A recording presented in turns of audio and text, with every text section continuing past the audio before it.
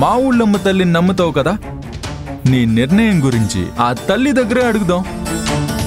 సరే సార్. నిలవిని, అమ్మవారి దగ్గరున్న 2 పొట్లాల్లో నువ్వు ఒకటి తీ. కుంకుమ వస్తే రిజిస్ట్రేషన్కి వెళ్దాం, అదే విభూది వస్తే వెళ్ళదు.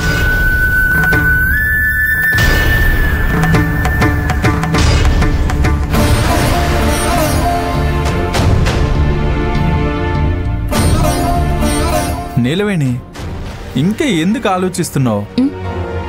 అమ్మవారి మీద నీకు నమ్మకం ఉంది కదా? ఉంది సార్. మరి తీ, ఎందుకు ఆలస్యం?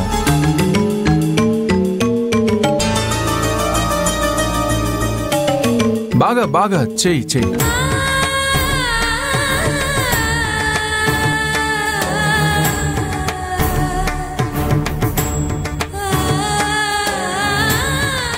ఇప్పుడు ఒకటి తీ.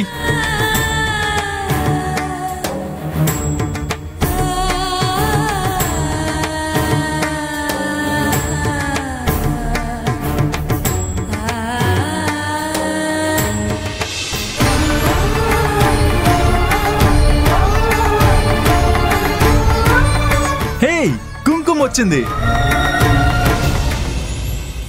అయితే మనం రిజిస్ట్రేషన్కి వెళ్ళొచ్చు.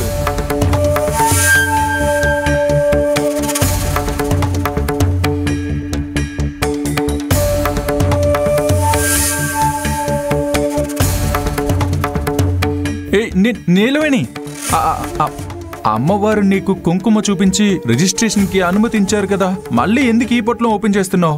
మీరుండండి సార్. నీలవేణి, నా మాట విను.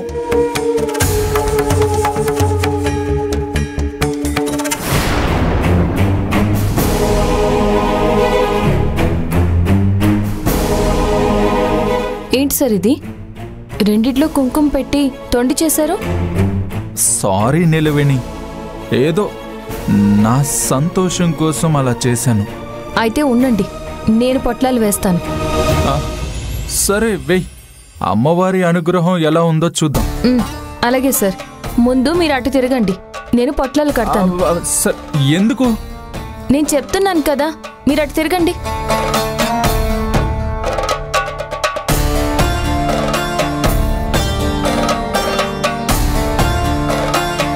అయిందా? ఇంకా అవ్వలేదు సార్.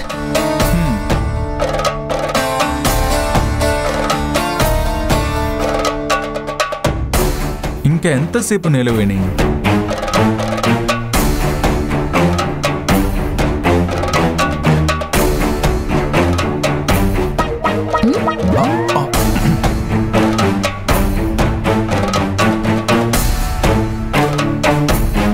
అయిందా నిలవేణి? అయింది సార్, తిరగండి.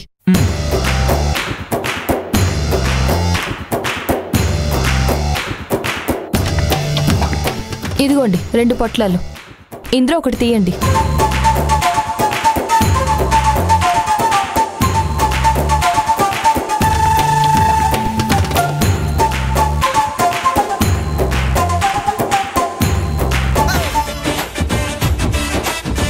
చూసారుగా, విభూది వచ్చింది అంటే ఇక రిజిస్ట్రేషన్ లేనట్టే. ఇలా జరగకూడదు నిలవేణి, నాకెందుకో డౌట్గా ఉంది. ఏది సార్? ఇది కూడా విభూదిలానే ఉంది.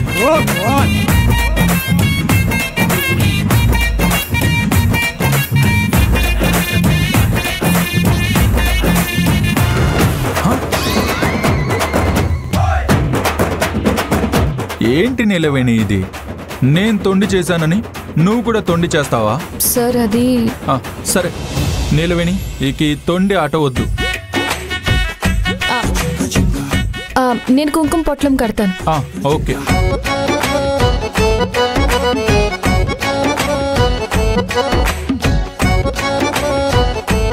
చూడు నిలవేణి, ఇది కుంకుమ, ఇది విభూది. ఓకే.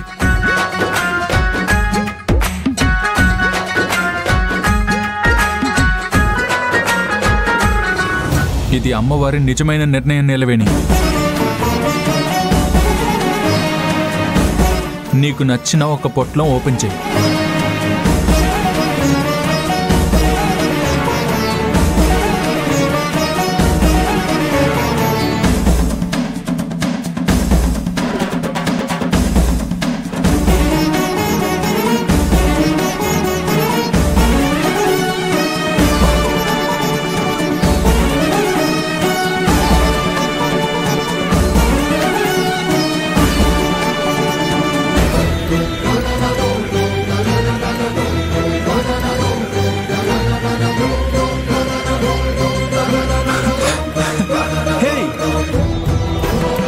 చూసావా, కుంకుమ వచ్చింది అంటే మనం రిజిస్ట్రేషన్ చేసుకుంటున్నాం.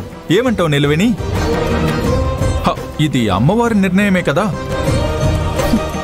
అమ్మవారి నిర్ణయమే నా నిర్ణయం సార్.